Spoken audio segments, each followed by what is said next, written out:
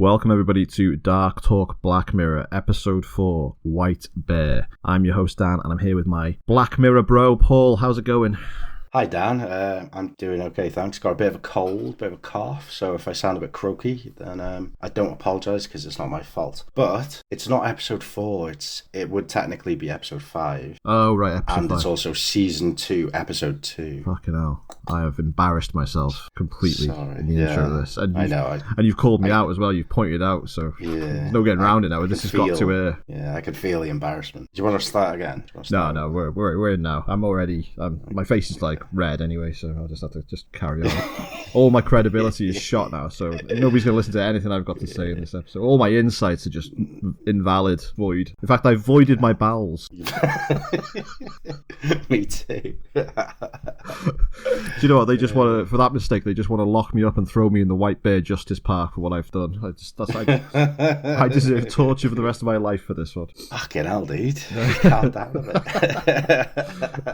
Yeah, it's this weather. I've got a bit of a cold as well. I've got the sniffles this morning, and I left the house, and this chill wind chilled me to the bone. It was like, I was like, oh my god, I've been in the Arctic today. Well, I woke up at about 4 a.m. with a completely blocked nose, and I had to go and blow my nose and reset and everything. I was dreaming loads. I was having these fucking weird dreams about curtains and blue curtains. It was weird. And then the wind was absolutely fucking mental. It was like a proper storm going on. I looked out the window and I was like, yeah, that's cool. So I got back in bed, carried on dreaming about weird shit, and then woke up. Yeah, so if you were dreaming about weird shit, then maybe you're gonna have a day, a really bad day today, and then at the end, the walls are gonna open up and there's gonna be an audience behind it, and you're just gonna find out about some horrific crime you've committed. Fucking hell! I hope not. That'd suck.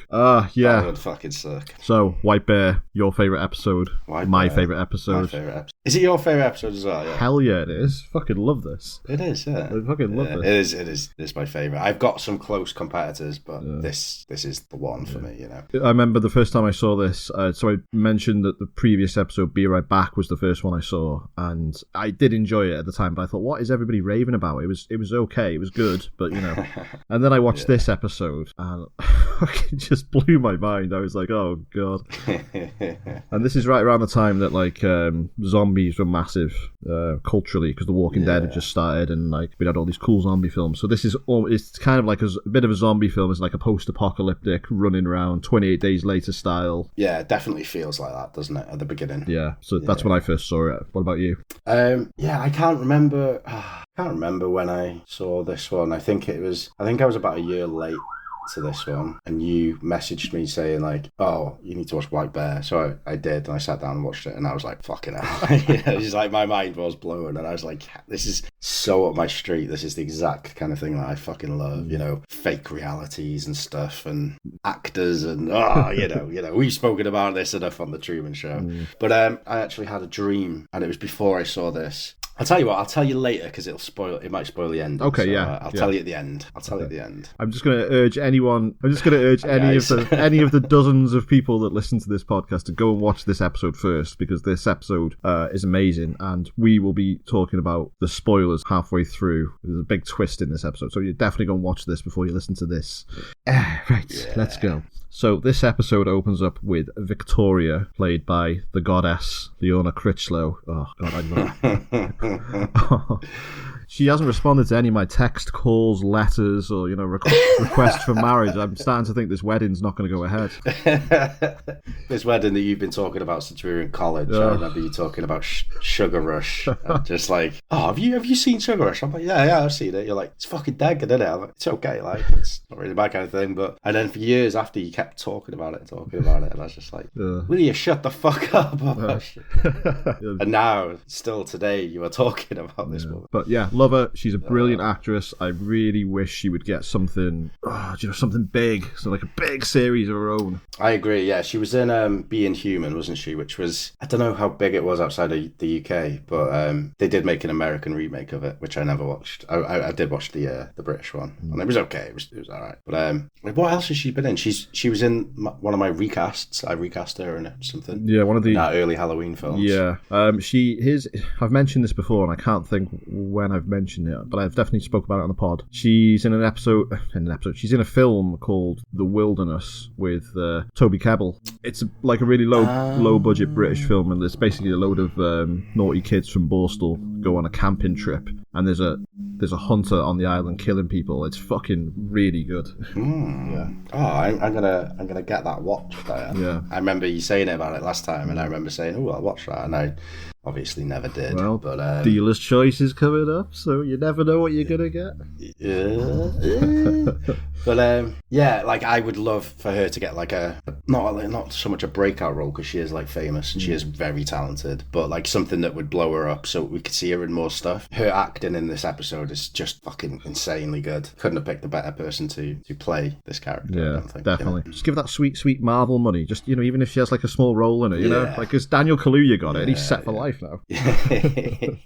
yeah. Maybe. No, I was going to say maybe Daniel Kaluuya can tell someone to put her in a film, but they probably don't know each other, do they? Just because they've been in two Black Mirror episodes. They must know each other because they're in the Awesome Actors Club, which is definitely a thing that exists.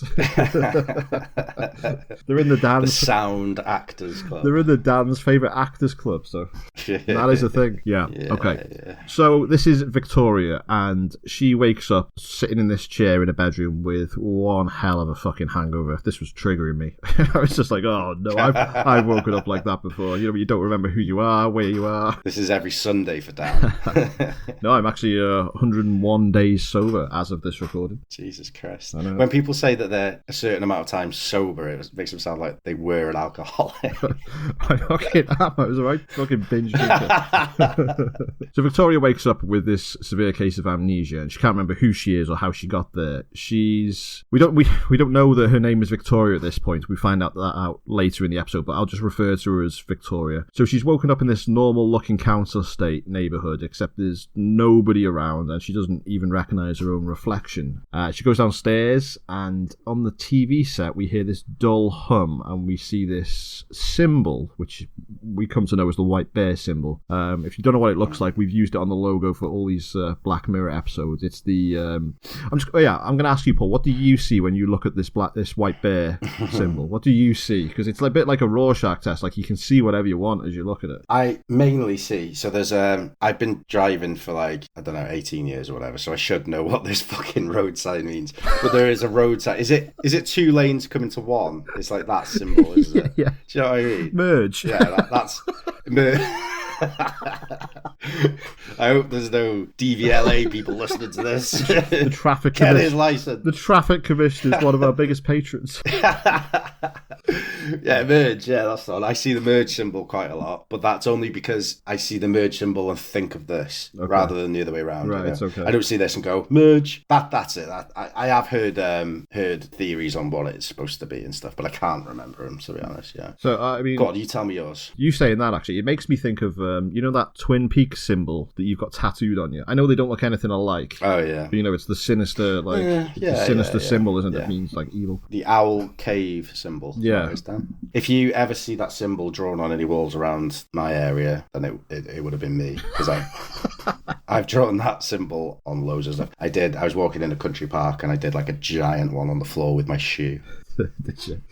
Yeah. I've got a few things that I think it looks like here. So I always see it as like an upside down prong, like a cattle prod. So the end of a cattle prod, something like that you can electrocute people with. But, yeah, I get you. But it also looks maybe it'll be in the trivia. I actually haven't looked up the trivia yet. Yeah. But I think it also looks like a H, and it also looks like a church, and it also looks like a chimney. A chimney.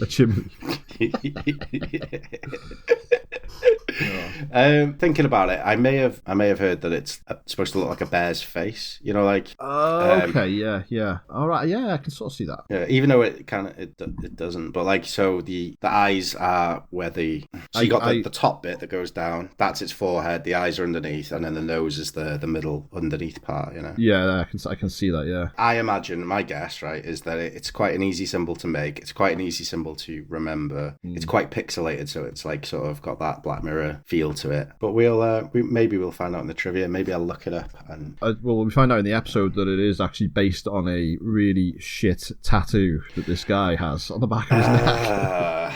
Do you know what? I was going to mention this a bit later on, but as I started watching it last night, I was like, fuck, why have I not got the white bear symbol tattooed on me? I was like, that's like a perfect little tattoo, like for my thumb or something like that. And then when it showed the bit with the tattoo on the guy, I was like, I remember why I've never wanted this actually tattooed on me. It's so shit on that guy as well. Like, it's like on the back of his neck, thick black. Yeah. Oh, it's awful. Yeah. It's awful. But the awful people do get awful tattoos. No, that is true. I have got plenty of bad tattoos. We're skipping ahead to a lot of episodes now, but did you ever play Bandersnatch, the Black Mirror interactive game? I did, yeah. Did you actually play it, or did you just watch it? No, I played it all the way through. So I played it multiple times and kept dying and giving up. But one time I did play it all the way through, and it took about 7 hours.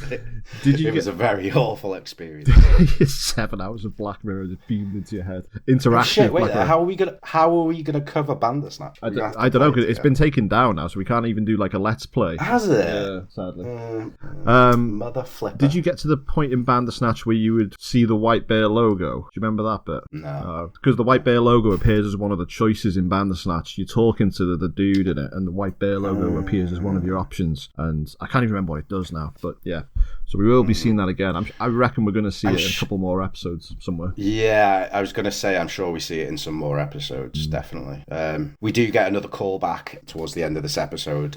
There's a reporter, and he's reporting for UKN, which is the Black Mirror in-world main news channel. Yeah, so it was featured prominently in that Prime Minister episode, wasn't it? In the first episode, yeah. So I don't know if this is a fact, but I think that's the first thing that actually links the episodes, like makes them canonical towards each other, you know? It could be, yeah. There's nothing in this episode that stops it being set in the same universe as the Pigfucker Prime Minister episode. No, of course not, no. Because they're both about the same level of technology, aren't they? Yeah. On a timeline of futuristic technology and could be set in the normal day. So let's say 15 million merits is quite far in the future. Then this would be early on, I would say. Maybe like some of the themes from this episode come up as like how the world is today to do with phones and stuff. So it could be set like, 2025. Yeah.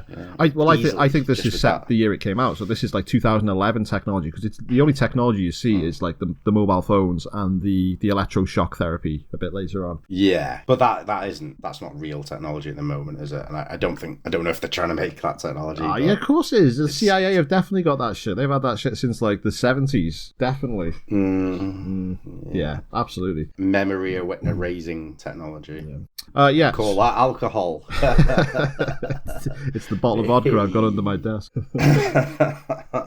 Yeah.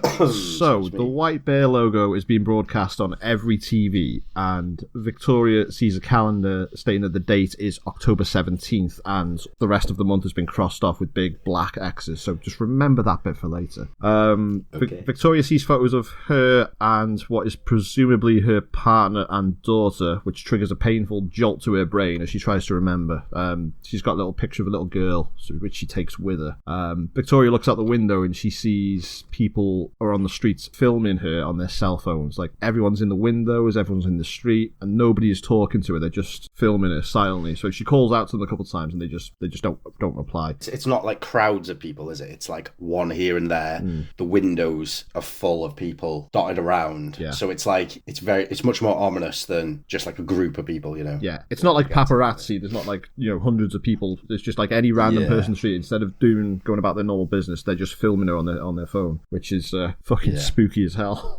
Like, it is fucking very freaky. That is like the first thing that hits me about this episode is like, she's woken up with amnesia and she's like, there's obviously some shit's gone down. That doesn't really bother me. But when you start seeing people in the windows filming her, that's like, Do you know, you've been showing me your graphic novel as you've been working on it. I think there's a lot of White Bear in that, actually. Well, I'll get to that later on, Dan. I will get to that later on. Not to spoil it before it's become come on sale. Right, do you want to explain what's going on here at this point? What's happening? Right, I'll go through from when she decides to leave the building that she is in. So it's just as you say, possibly a council house. It's actually not a bad house. It's got a minging maroon carpet, though. Sorry to any listeners who have maroon carpets and think they're cool. I don't like the look of it. I'm wearing a maroon jumper. I like the colour, you know, but carpet doesn't sit well with me. William Regal's tights colour.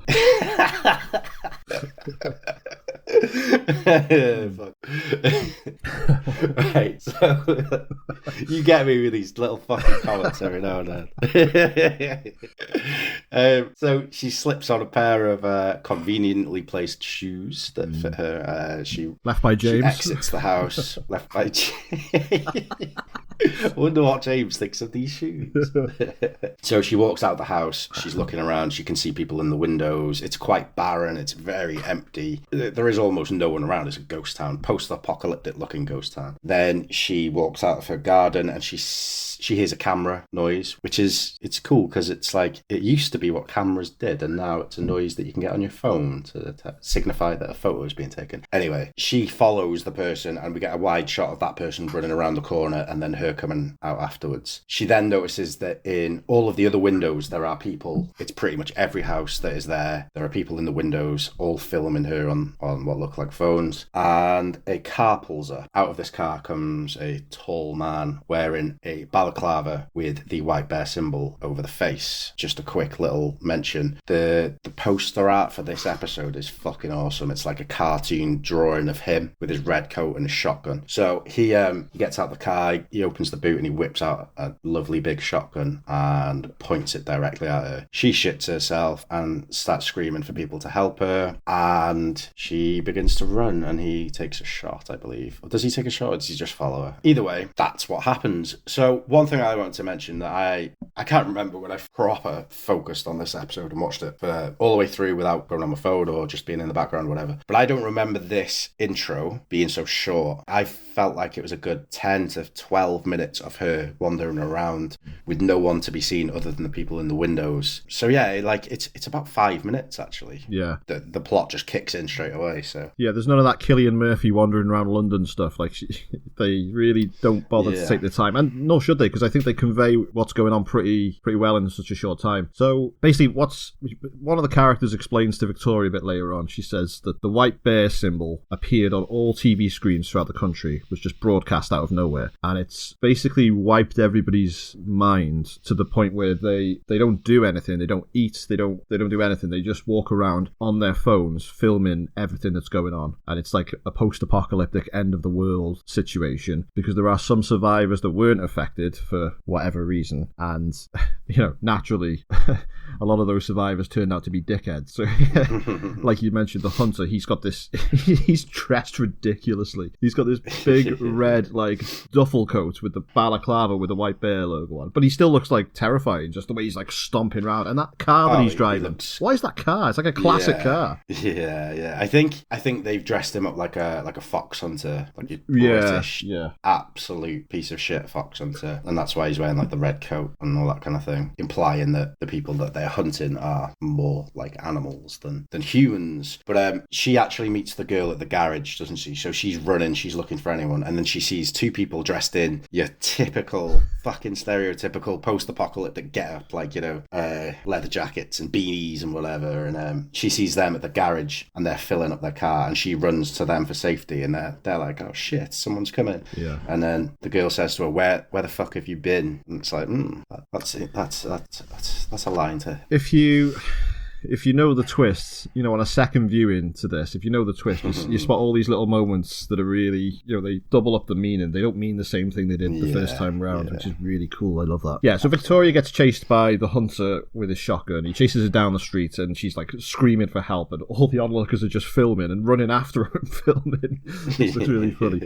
Like I say, she makes it to the petrol station and she meets the two survivors, Damien and Jem, and the three of them rush inside the petrol station to hide from the hunter, but he breaks in, smashes the glass and breaks in, and he shoots Damien while Jem and Victoria escape through the back door and hide. Now, they're watching Damien's fate. So he gets shot, and then as he's down, these two other hunters turn up. They look like a really bad Slipknot act, like a tribute act. They're wearing masks. You've got Goat Girl and Welding Mask, I've decided to call him. So he's got this, has he got a baseball bat, with barbed wire on it? It's like he's Negan. Yeah, he's got something like that. I wasn't really focused on what he had because of what the girl had. Yeah, she's got this electric carving knife. This fucking grandma's Christmas turkey knife. It's like I didn't remember that being her weapon, and I fucking laughed because it's like, what are you gonna do? Lightly carve my skin? I think it's more of a torture weapon than an actual melee weapon. I don't think it's any good in a fight, but but it's I don't think it would even get through my skin. I've got quite tough skin, But I did think about it. I thought, what else would they have given her? A chainsaw, maybe a pickaxe, or a fucking, I don't know, sledgehammer or something. But then when you think about the end, you think about what would be easier for this person to carry around. They've got to lug around a big heavy weapon or something that kind of looks maybe intimidating to some people. It makes a noise. It could cut you, kind of. Yeah, I suppose they can't really have any real dangerous weapens just in case, because when you look at it from the you're right. The POV, you're absolutely right. I didn't think of that. So yeah, you're right. It's not even plugged into anything. How's she powering this thing? She got battery packs strapped to her or something. It's probably got its own battery down. It's Yeah.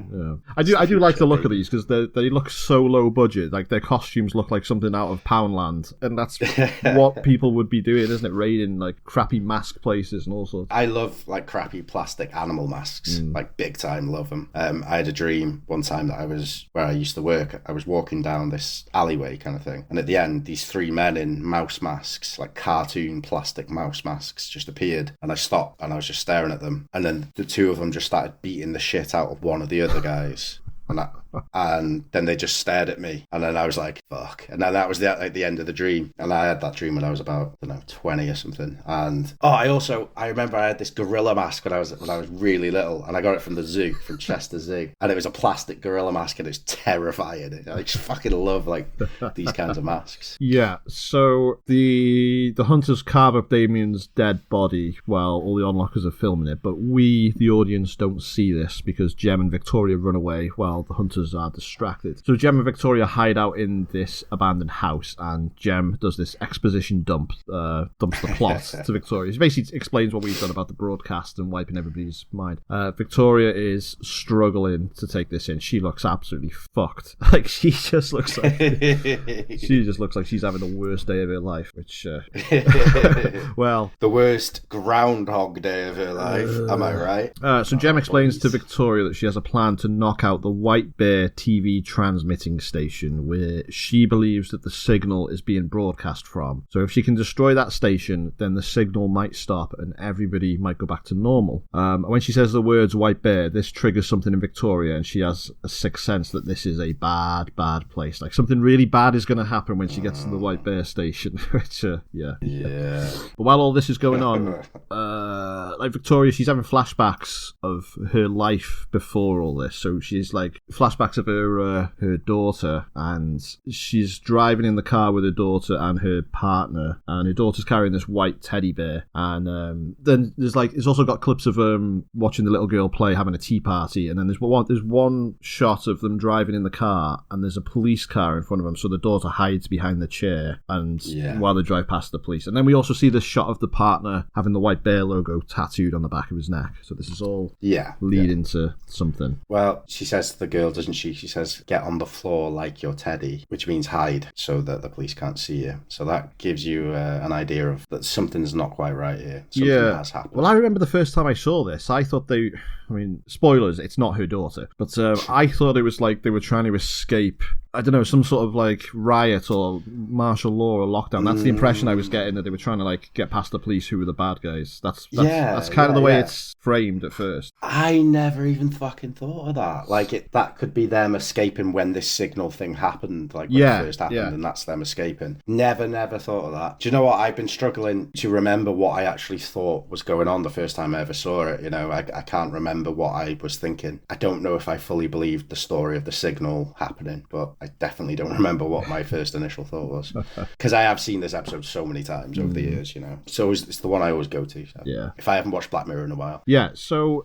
Victoria and Jem leave this house and they see some more onlookers filming them, and Victoria gets really pissed off with this. Like, she's like, fucking stop filming me! And she starts like kicking off and throwing shit at them, and they run away, and one of them drops their phone. So Victoria runs over to the phone and picks it up to see what's on it, see what they're all looking at. And this makes Jem panic. Jem runs up to it and she's got a taser in her bag, and she's like, don't look at it, just do not look at this phone. And then she's like, the signal's on there, you'll get infected with the signal. And yeah, this has a bit of a double meaning a bit later on. Yeah.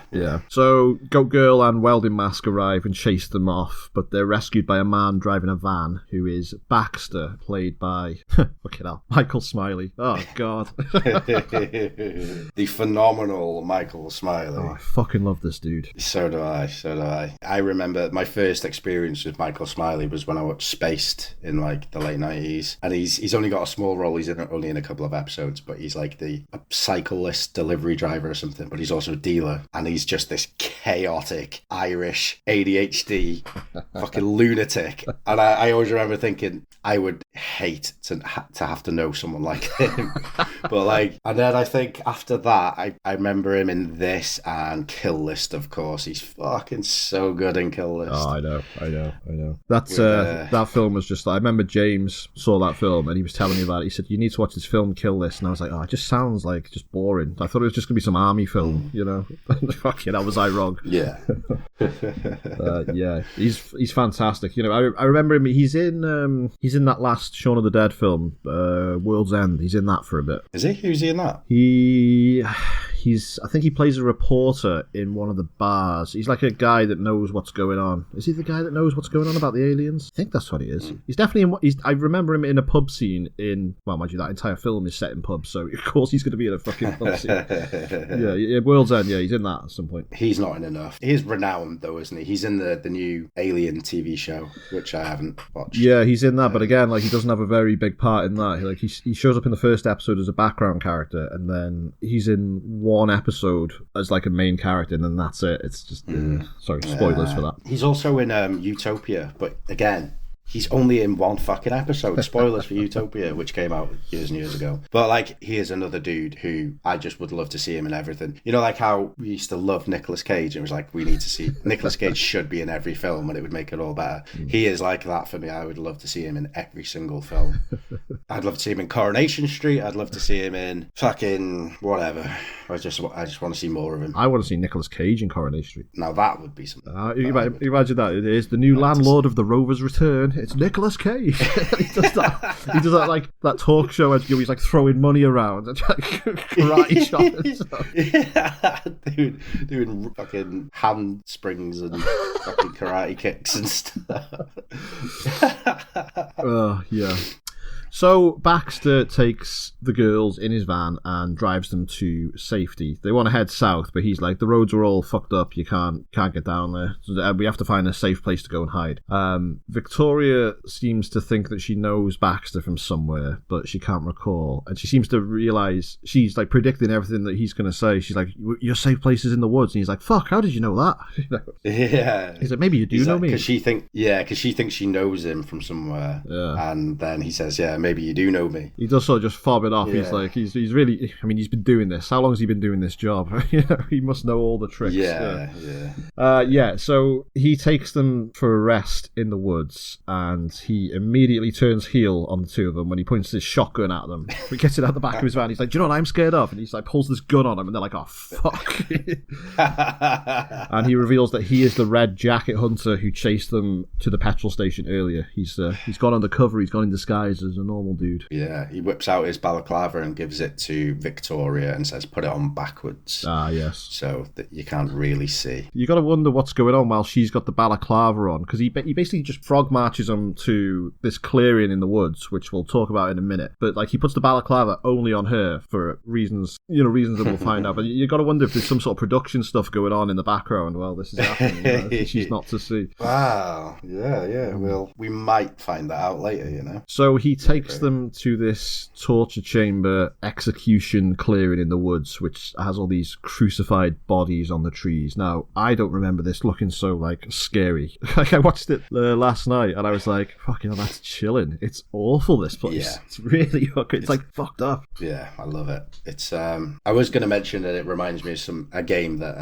I like, but I can't because it would be a massive, massive spoiler. But, yeah, it looks fucking disgusting and horrible and amazing. And I don't ever remember paying too much attention to this because I think there's so much else going on. But obviously, I'm watching it, trying to take in everything to talk about. And, yeah, this place is fucking horrible. I love it. And I always think that, like in these post-apocalyptic shows, there's always executions, but it's always like beheadings or hangings. But like, there's something particularly gross about crucifixion, Yeah. Like in yeah, it's not instant, is it? No. And like I don't know if you've ever you've seen The Stand, the TV miniseries from years ago. I have. I can't remember if they do this in the show, but in the book, they mentioned that the bad guys are crucifying people in Las Vegas, and I was just like, what? When I read that, I was like, that's unfathomable. Crucifixion's just...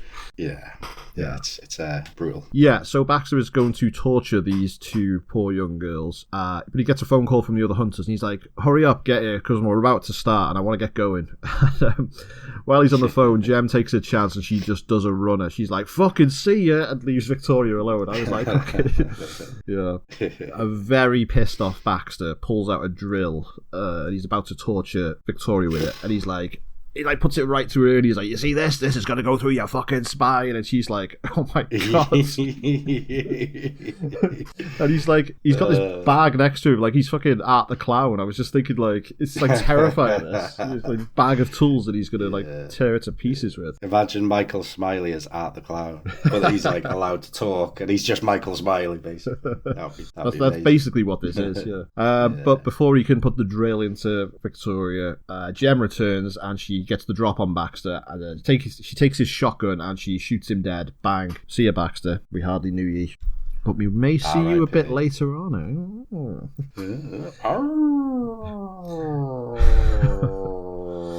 So they steal Baxter's van and they are chased off by Goat Girl and Welding Mask. So they escape in the van. And then it cuts to nighttime. So this is where the episode gets... I mean, it's been a fucking dark episode already, but this is where it gets like... It's literally dark. But this is where it gets like all mind screwy and just...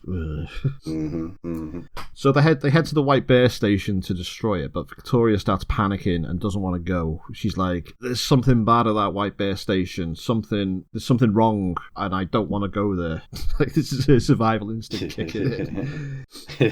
So they break into... Just to say as well, though, you mentioned all the flashbacks that she keeps getting earlier. They're spread out throughout the story, and they get more powerful, don't they, throughout? So we don't get them all in one go as a dump of information. We get them filtered throughout. So as she's going on, she's getting these visions more heavily. So that's giving her the inkling to not go to this place. This is where she gets most of the information from. Everything I mentioned earlier all comes in this one. This is where you get the most complete picture of what's happened in the past, but you still don't know. I think you might be able to put together that something's not right. Something's not right if you're paying close attention. But I wasn't first time I watched this, and I was fucking mine was blown by it. Yeah. So they break into the transmission station, and inside the control room we see that the White Bear logo is on all the walls and on all the equipment, and it's like some mad Doctor Who shit. I thought this looked terrifying. It's just a low hum. It's like woo, woo, woo, woo, and it's all the beeping sounds, and it looks like something off Power Rangers. It just doesn't look real, which it isn't. But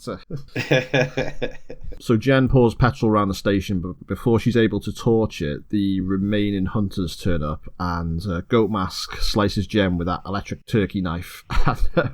Welding Mask has now got Baxter's shotgun and he holds Victoria at gunpoint. So, while Goat Mask has sliced Gem, this distracts Welding Mask and he's looking away. And he's almost like, he's got a very relaxed grip on this gun. And he's almost like holding it in Victoria's face to say like, come on, take it, take the gun. Which she does. Yeah. She easily disarms him and she gains control of the shotgun. She fires a shot at Welding Mask, which would have blown him to smithereens if this gun was loaded with actual buckshot, but it's not. It fires a load of fucking confetti. And I remember the first time I saw this, I was like, what the fuck? He's got a confetti gun? Why has he got one of them? That wouldn't do any damage. Maybe the confetti is poisonous. Poisonous confetti. Yeah, so Victoria is as confused as I was, and she gets an even bigger surprise when the entire back wall and control panel of the White Bear station literally opens up, and there's a gigantic studio audience applauding everything that's happening. Right, Gem and the Hunters, and Baxter is alive as well now. The four of them, they're all stood taking a bow to this audience, and they strap Victoria into this chair facing the audience, and this is where we cut to commercial break. And I remember sitting through this thinking, why have they cut to a break now? This is just why have they done this right now? I've got to sit through these ads and wait for this to come back on. You were like, I can't believe you've done this. Oh fuck. Oh fuck. Yeah, this was like a very, very horrible episode of Beatles About. If do you remember that show? Beatles About. Yeah, so my reaction at this point was, what the hell's going on? I don't know if you've ever seen the TV show The Prisoner. It's from like the 1960s, that trippy ass fucking... Yeah, I haven't seen it. I know about it. Well, I bought that on box set about 20 years ago because I heard about it and I was like, fuck, this sounds amazing. And I watched the whole show like dozens of times over. It's a brilliant show. I love it. But the final episode is fucking mad. And there's a lot of stuff like this that goes on in that last episode, which doesn't make any sense. It's just this complete bonkers, like, that's what this reminded me of. Yeah. So we're back at the White Bear station, which is not a TV transmitting station. It is a TV studio. And Baxter appears to be this, like, Bruce Forsyth style host. And he's like, right, I'm going to tell you, Victoria, who you really are. And, yeah, this is where we find out what's actually going on. I'm going to play the clip here because that will explain it better than we can. Okay, cool. So, I guess you're wondering why you're here. Well, it's time to tell you who you are. Do you recognise him? Your fiancé, Ian Rannoch. Or should I say, was your fiancé? In case you haven't guessed, the pair of you aren't very popular. But I tell you what you are, though. You're famous. The trial of Victoria Skillane finally concluded today. The verdict, guilty. Together with her fiancé Ian Rannoch, whose death in custody had delayed the trial, Skillane abducted 6-year-old Jemima Sykes just miles from her home, prompting a nationwide search amidst emotional pleas from her parents. For months, the youngster's disappearance had been a mystery, the sole clue being her distinctive white teddy bear, discovered in a lay-by 2 miles from the family home. The white bear became an enduring symbol in the hunt for Jemima, a hunt that ended in a local forest. Jemima's body was found here. It had been wrapped in a sleeping bag and burnt. The couple were caught after harrowing footage of Jemima's torture and murder was discovered on a mobile phone in Skillane's possession. Ian Rannoch, identified by his distinctive tattoo, killed the youngster as Victoria Skillane held the camera. Breaking down in tears, Skillane admitted to filming Jemima's final moments, claiming her fiancé had pressured her into helping him, maintaining she was under his spell. The jury was not convinced by Skillane's story, and neither was the judge, who labelled her a uniquely wicked and poisonous individual. You were an enthusiastic spectator to Jemima's suffering. You actively revelled in her anguish, he said, adding her punishment would be proportionate and considered. By hanging himself in his cell, many believe Ian Rannoch evaded justice. The public mood is now focused on ensuring his accomplice can't do the same. Patrick Placey, UKM. Yeah, so Victoria, she's basically being held to account for her boyfriend's crimes because he killed himself in custody. They murdered a child together. She filmed it. They were arrested. They were discovered because the film footage was found and his tattoo was recognised. Then they got... Yeah. He killed himself in custody. So she's the only person that's alive to account for this crime. This actually mirrors a couple of real life child killings in the UK that I don't want to go into here because they make me feel fucking sick. But it's basically the Soham murders. Those two little girls that got killed by that dude and his girlfriend. God. Which I'm not going to go into that. But yeah, that's what they're going for with this character. Yeah, that was one of the ones that inspired this story, definitely, because that was huge in this country, wasn't it? Well, in the UK, it was absolutely massive. It's one of those ones that like sort of shattered the psyche of the nation, you know, like that and the James Bulger one, and it's also very reminiscent of the J.J. Vallow case. I don't know if you're aware of that one. Yeah, I've heard that one, So I'll just briefly tell you what happened there. The mother of this young kid became betrothed by this man who said that everybody were demons and devils. They were in a cult basically, and not nice shit at all. So so Victoria didn't do the killing, but she was in the thrall of Ian Rannoch, who is a partner. Now that name comes up quite a lot in later Black Mirror episodes.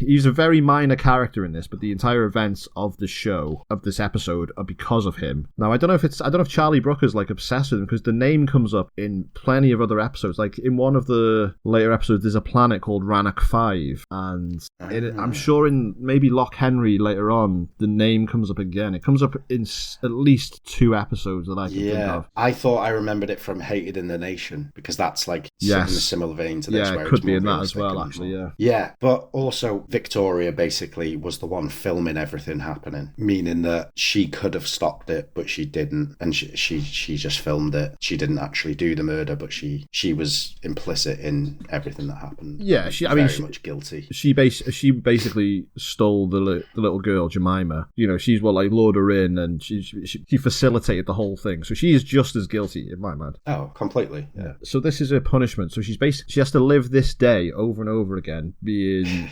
chased and filmed by people, and the whole world is put together, like you mentioned. It's like a Truman Show style play for her, and everybody that's filming is like, so this takes place at the White Bear Justice Park, right? Which just sounds mad when you say it out loud.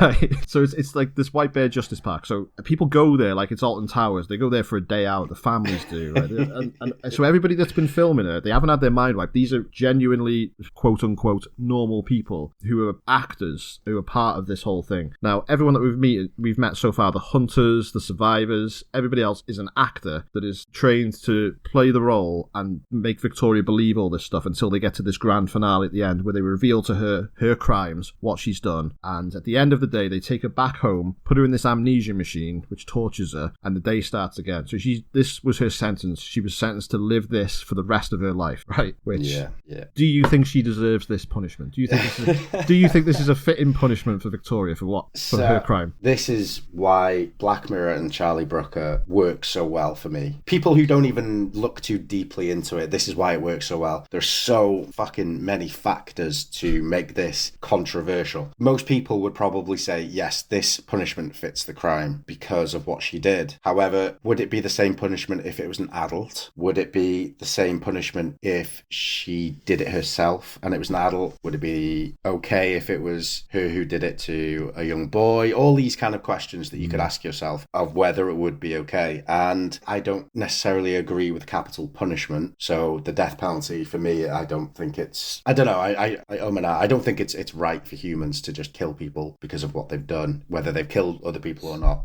However, I would gladly see the likes of fucking Ian Watkins suffer through this every day for the rest of his life if he was still alive. Hey. Burn in hell, you piece of shit. Absolutely. So, yeah, fuck it, why not? Say where I think the moral quandary of this one comes in. So, at first, I think, does Victoria deserve this punishment? I think yes, because she's done the worst crime ever. She's killed a child, right? And it doesn't matter, murder, you can say all murders are equal, but no, killing a child is worse than killing an adult. It just is. It just is. I can't explain why. Of course it is. I just know that it is, and it is. Well, children haven't developed to the point of being an adult. They haven't developed their minds. mind. They haven't had the experience that adults have had. They haven't got to live their life. Most children haven't developed a sense of immorality. They're way more pure, way more innocent, and they're harmless to some degree as well, compared to an adult who could endanger a child. They are just more innocent, like an animal, like animals that don't have a choice in whether they get fed by humans or get hurt by humans, So I'm not saying children are like animals. I'm just saying that they have that same level of innocence. To some degree, there are some evil children, like the James Bulger case, as we mentioned earlier. So that's, for me, that's where it comes into it. They are more innocent, and that's why it's worse. Yeah, I'm with you on that. Like, there's no going back from a crime like this. So, like, I do think prison should be for like rehabilitation, and because you can't just write off all prisoners and say that's it. But like, for a crime like this, then yeah. And again, I don't believe in capital punishment either. But like, Victoria belongs in hell, and if they execute her, that'd be it. So they need to make sure that she suffers through hell on this earth while she's alive, and then goes to the real hell when she dies. Yeah. So the crime is like, there's no going back. It's unforgivable, and she deserves this, right? Now, for me, I think the moral quandary with this episode is more along the lines of, what would being the torturer do to you, and what does it do to you as a society, right? Because are we sick as people for participating in something like this? Because you look at that White Bear Justice Park, and there's families going there, there's kids participating in this. Now, is that right for kids to participate in this? And it's no, like, of course not. They're just members of the public on a day out, and you can just like walk in there it's like Universal Studios. You just walk in and just it's like fucking Knowsley Safari Park. Take it is, the kids out for the day. Right, Mum, can we go to White Bear Justice Park for my birthday? Yes, you can, little Larry. Of course you can. Exactly right. You know what I mean? So I think like, what does that do to the public? I mean, I think the UK public especially, they need this. They sort of need these figures of hate, and I think this is the question: is it right or is it wrong? I think that's what this episode is trying to convey. Like, what does this do to the public, and what does it do to the actors involved? Because these actors, right, like, they've got to do this every day as well. They're just as trapped as she is. I know they must get days off, and there's got to be like a constantly rotating cast. They would have to be. Yeah, I was going to mention that. And like, I was also thinking as well, like, what other punishment divisions does this White Bear Justice Park have? Because she can't be the only one. She's probably the first one. It would be the first one because of how it's named. But how is this going to escalate in the future? So say if somebody does like a lesser crime, let's say I don't know, do they get put in the White Bear Justice Park to be tortured for the rest of their life? So say kidnapping. Say this same situation happened, but they just kidnapped the child and the child was returned safely. Would they get that punishment for 2 years? So they have to go for 2 years to the White Bear Justice Park and relive their crime. And have this inflicted upon them for a certain amount of time before they can go back to living their lives. And I think that would be the case. Like, robbery. You do an armed robbery, you get a year for it. Yeah. You do a very, very minimal crime, you get caught with a bit of weed. You got a week in White Bear, baby. Do you know what I mean? But she claims, in her defence, in the reel that you would have shown by now, and what we see as like the news report, is that she said that she was under his spell. And you can be logical about it and say she still had a choice. Or you can say people do get brainwashed by people. They do. Through love, especially through gaslighting and manipulation. So would she have ever committed this kind of crime if she wasn't with him? So was it just his influence? Or would she have done it on her own or with somebody else if she met somebody else like that? So then you've got to go back and think, is the punishment, does it fit the crime? Because was she brainwashed into doing it? Or does it not matter? Does she not have a choice? Because it's like, well, fuck you. You still did it. You're still getting the punishment. You know what I mean? Again, this is what's great about these episodes. They're making me think about all this kind of stuff. Exactly. So let's say that she is right. Let's say that she successfully argues, I was in his thrall. I was brainwashed. I didn't know what I was doing. I was scared. And she is a victim as well, because there are men like that, and they always look like Ian Rannoch as well. They're just these like completely like. He looked like the biggest piece of shit on the planet. Sorry to the actor, like if you're listening. But he looked like the most vile human. Yeah, exactly. You growing up in this country, they were like, dozens of people like that growing up that are just like these like fucking sicko, just pricks, and then eventually one of them's going to go and do something like this. So going back to what my point was, so let's say she successfully argues and says, I was brainwashed to do this, and let's say the jury somehow find her not guilty and she's free to go. Do you think the public are going to accept that? No, it doesn't matter. Have to go into hiding, change her name name and stuff. Yeah, so it's a moral maze, but my conclusion at the end is that she deserves this, but then this is bad for the psyche of the nation. It's going back to that, like the whole Prime Minister fucking the pig. You've got the entire country there going, yeah, do it, and you've got him there doing this as well. This, like, it just shows how, like, the British public just need these figures of hate. Yeah, you're right. I was listening to this podcast the other day, and it was about disturbing films and about how, I won't go into it, but it was comparing two different films that had a similar level of violence and similar themes and stuff. But one is seen as a good film, and one is seen as just bad, in bad taste, and that kind of thing. So this is what you could say about this episode and many of the other episodes of Black Mirror. If it was just a story about a woman who is experiencing a really unusual and disgusting punishment for a disgusting crime, then it would probably be more in bad taste. But there's so much going on to do with whether she deserves it, whether the system works, whether these kind of punishments should be a thing or could be a thing. Like, even down to the fact that it was the woman was the protagonist / antagonist, and it was the man who actually did the murder. The fact that it was a little girl and not a grown-up, and all this kind of thing. There's so much to it that could be debated, and that's what makes it in good taste while using very bad tasting themes. Do you know what I mean? I know what you mean, yeah. That's what makes up an interesting debate. Absolutely. We could debate about this for hours, you know? That's what makes Black Mirror so good. I think she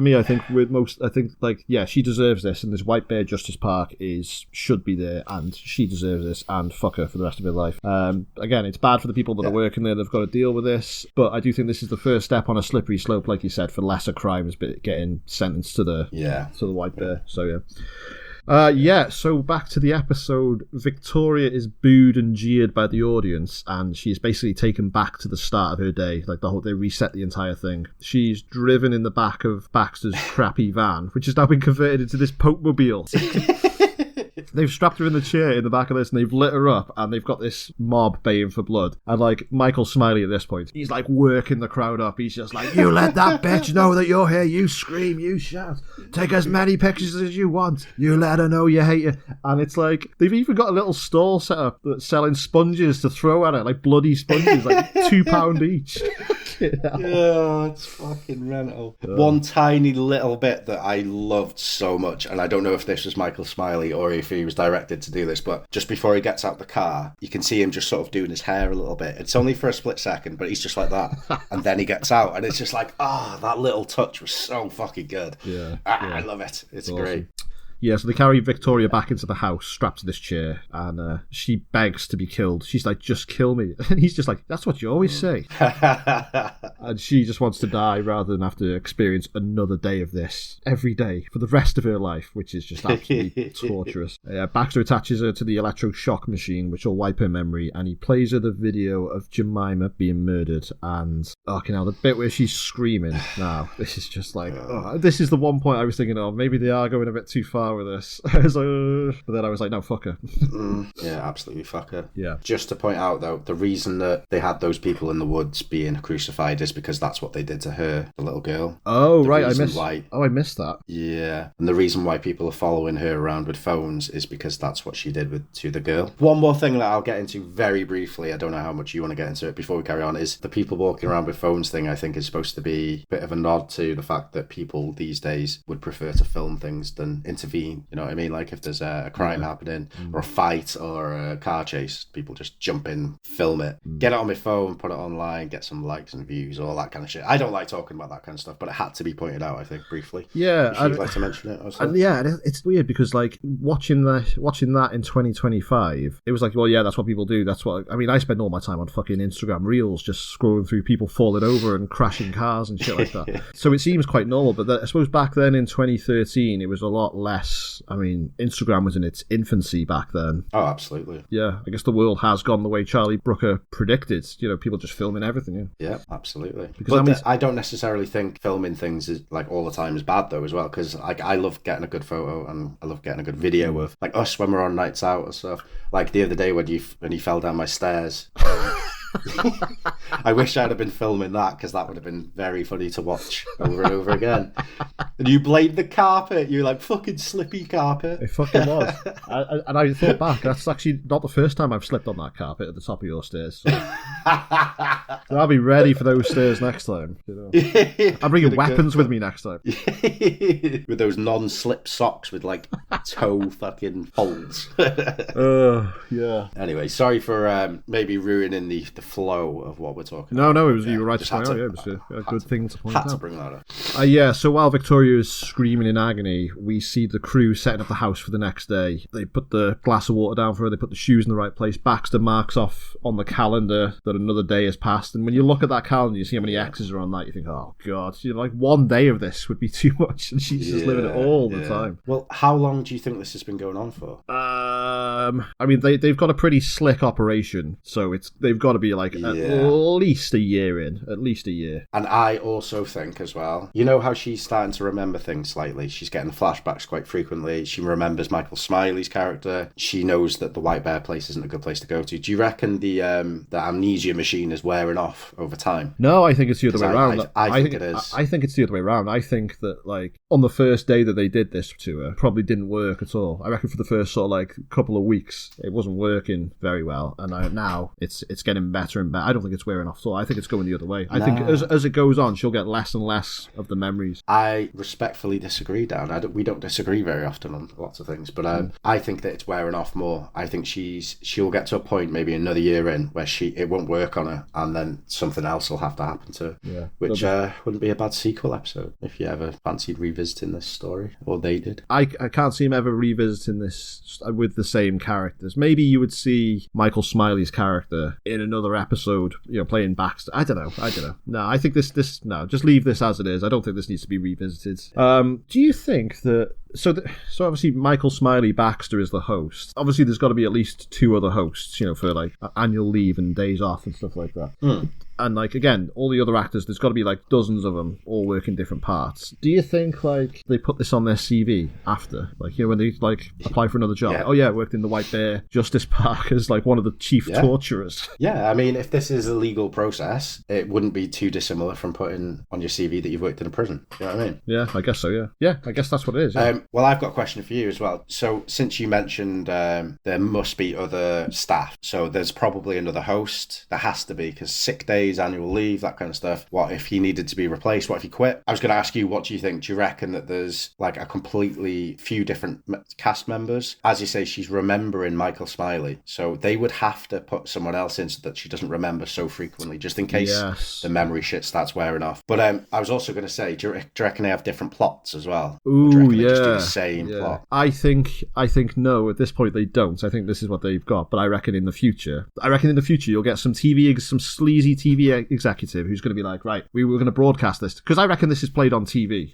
I think this is played on TV. Yeah, probably. And he's going to be like, right, we need new plot lines, so let's have her like escape in a different area, and it just, you know what I mean? It's going to be like some sort of weird Running Man style thing, but with different storyline for each. Yeah, she wakes up in a different house and she has to make her way to the White Bear facility through different means, and then she ends up at the woods at some point, because this is like a full day long. This starts in the morning and ends at night, so this is like October, so it could be at 7 o'clock in the morning when it first gets light to about 5 or 6 in the afternoon, 6 I'd say when it starts getting dark. So yeah, this is like a good solid 13 hours, 12 hours, whatever, of this plot happening, so that we probably missed a load. They haven't showed everything because they can't show that amount of hours of footage, but lots of things have to be happening in between. So yeah, I reckon they'd take them on different plots. I think they would have different characters coming in to scare the shit out of her in different ways. And they also mention, this is I'll talk about it on the final bit when it shows the rundown of the day. Yeah. So there you go. Well, I reckon, I agree with that. I reckon eventually as well you'll be able to like pay like £10,000 to like come on the show and like scare her with that drill. I reckon that's something that they would do. Be the hunter. Do you know what I mean? Yeah, that's definitely something they would do. So yeah, that's pretty much it. We just sort of see them setting up the show. and you see like Baxter and Jem giving like a talk to the audience, saying like, "His rules, like no talking," and then it's like the third most important rule is everybody have a great time. That's what we're here for. And it's fucking horrible. It's just so gross. It is horrible. It is horrible. They say though, we have tasers just in case, but if she gets tased, the day will have to be reset and it'll be a waste of a day. Yeah. So that implies that it has happened before where she has like potentially attacked somebody, either one of the cast members or one of the audience during, and they've had to tase her. She's been knocked out, and I don't know, maybe the taser brings her memory back or whatever, but they've had to restart the day, possibly giving refunds to the people, stuff like that, causing issues. Because I thought the bit where Jem is holding the taser on her and she's trying to look at the phone and she's like, don't look at it, don't look at it. You think when you're first watching it, it's because she doesn't want to get infected with the signal, but then we know that like she could look at that phone and she could see anything on it. Do you know what I mean? There could be like like the ticket for the White Bear Justice Park could be on there, you know, like the QR code or something like that. It could be anything on that phone when she's dropped it, you know. So that's why she's like, don't look at it, because you can tell she doesn't want the day wasted. So it's great. It's even better on a rewatch. This great. It is. It's fantastic. It's great. We've already said our thoughts and feelings on this episode. Your favorite episode? I do have more.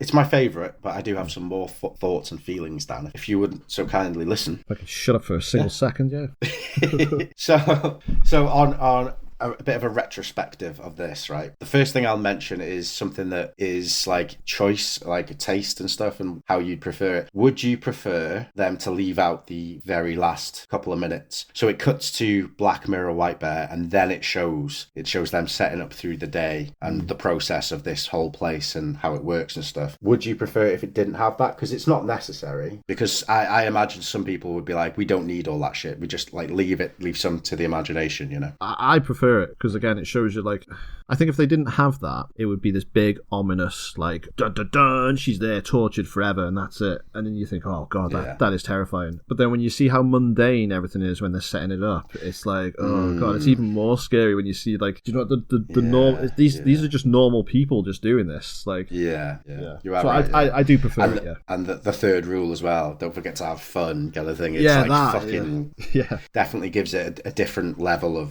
fear and fucking horror, you know. You're right, actually. You're right. I didn't think about that. And well done, Dan. Well, you know, I'm here for my brilliant insights into episode 4 of Black Mirror, written by Steve Miner.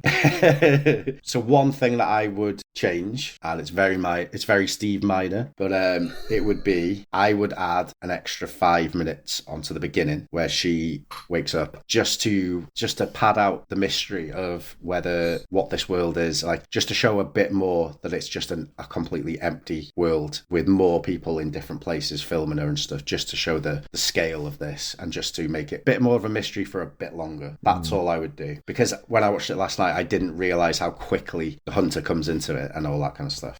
I remembered it being longer, and I would prefer, you know, more like, as you said earlier, like Cillian Murphy walking through the wasteland of London, you know, that kind of thing. A bit more of that. But that's my only complaint. But that's not even necessary, you know. I see where you're coming from. Yeah, I would leave it as it is because I like the way it just gets going, balls to the wall, pretty much within the first 5 minutes. I think they had a lot to squeeze into this, and the last third of the episode is just a lot of exposition about the story. They just work so well, so I think they had to. Yeah, I think they were constrained for minutes, and had this been a feature film, then Charlie Brooker absolutely would have done what you said, I think. But great episode. It's a really great episode, so I'd rate it high, but it also, like, we've discussed all the interesting questions that Black Mirror brings up. So again, it's great as a Black Mirror episode as well. So it's my favorite episode. I don't watch it all the time. I don't always go back to this because I like to save it, because I haven't seen this in a couple of years. So when I sat down and watched it, it was like a nice fresh experience. I was like, here we go.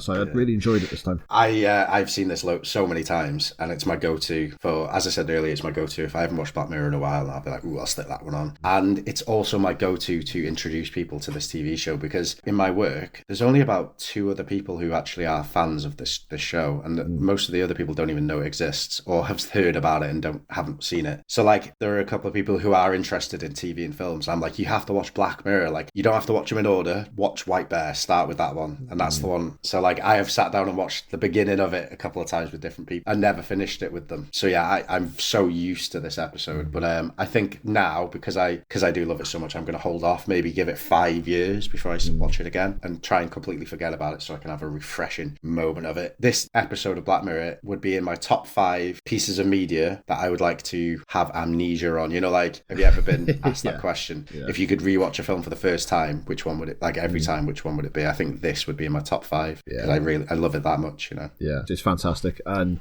for me, I'd say this is like the peak of the series. I mean, we've had like all of series 1 was great. Last episode was really good. This is the best. I think we do get a few downhill episodes coming up. Yeah, I think the next one we're covering is a bit of a stinker, but I've only seen it once, and I've only seen it when it came out. You know, like when I watched. We have got some amazing ones to come though. Some of the best to come. You know. So, Paul, have you got any trivia for us? I do, Dan.